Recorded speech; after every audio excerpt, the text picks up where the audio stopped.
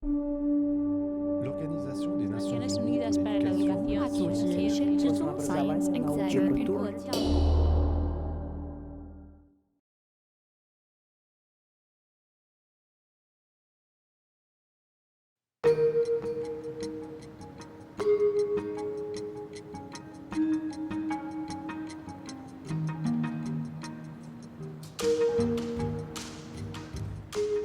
les contraintes favorisent l'inventivité. Le paysage urbain du Locle et de la Chaux-de-Fonds est une illustration éloquente et cohérente de cet adage.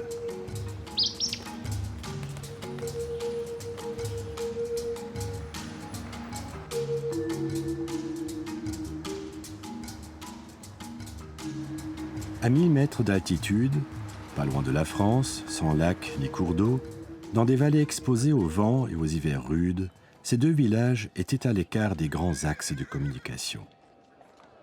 Peu de paysans, d'artisans ou de médecins s'y établissaient volontairement. On ne pouvait compter que sur soi. On construisait sa maison, on réparait ce qui devait l'être et on fabriquait les outils pour le faire. Ces contraintes ont produit une population ingénieuse qui a mis à profit ces longs mois d'hiver pour se spécialiser dans la fabrication de montres. À la fin du XVIIIe siècle, le feu ravage la Chaux-de-Fonds et le Locle. Les habitants transforment ce désastre en une opportunité. Au lieu de reconstruire ce qu'il y avait avant, ils unissent leurs compétences et leur énergie pour planifier des villes conçues par et pour l'horlogerie. On choisit un plan en damier avec de larges rues pour faciliter les déplacements entre les innombrables ateliers éparpillés dans toute la ville, au sein même des maisons d'habitation. Ce plan intègre les préoccupations sociales de l'époque en matière d'hygiène et de confort. Il assure aussi la rationalité et l'efficacité de la production horlogère. On fixe les distances entre les rues et les maisons afin de garantir un éclairage naturel optimal pour les ateliers et les appartements. La forme suit la fonction, comme on dirait aujourd'hui. Ainsi, les deux villes deviennent de véritables manufactures urbaines. La volonté et la ténacité dans le perfectionnement de la mesure du temps ont autant marqué ces villes que l'esprit toujours ouvert et critique de leurs habitants envers les influences extérieures. Ces hautes vallées ont ainsi réuni des inventeurs, des artisans et des entrepreneurs. Au cours des 2 derniers siècles, ils ont façonné 2 villes qui, grâce à la conscience culturelle, à une planification urbaine sans compromis et à la qualité de leurs produits, bénéficient jusqu'à nos jours d'une renommée mondiale.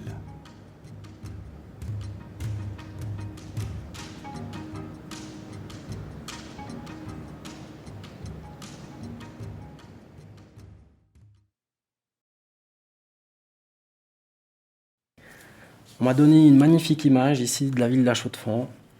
Et à vrai dire, la première fois que je l'ai vue, je me suis demandé comment ils avaient fait pour la prendre. C'est extraordinaire. C'est une très très très vieille photo et la qualité est exceptionnelle. Et on voit typiquement ces lignes de maisons, lignes de jardin, lignes de route. Et ça, c'est vraiment typiquement l'urbanisme horloger. C'est la ville de la Chaux-de-Fonds. Je m'appelle Fernando Soria, je suis un Espagnol qui habite à la Chaux-de-Fonds. J'aime la photo, j'aime l'histoire et j'adore me balader dans cette ville. On a des lignes droites, des rues droites. Et puis en même temps, il faut chercher la valeur de ces maisons. Il n'y a pas de maisons nobles, il n'y a pas de riches, de bourgeois. C'est vraiment une lignée de maisons pour les ouvriers.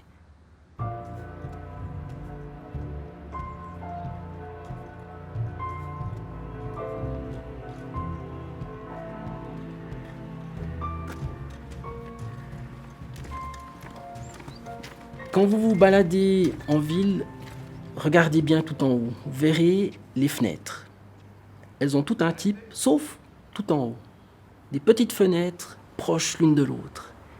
C'était fait pour la lumière, pour que les ouvriers puissent travailler, produire des montres et des montres et des montres.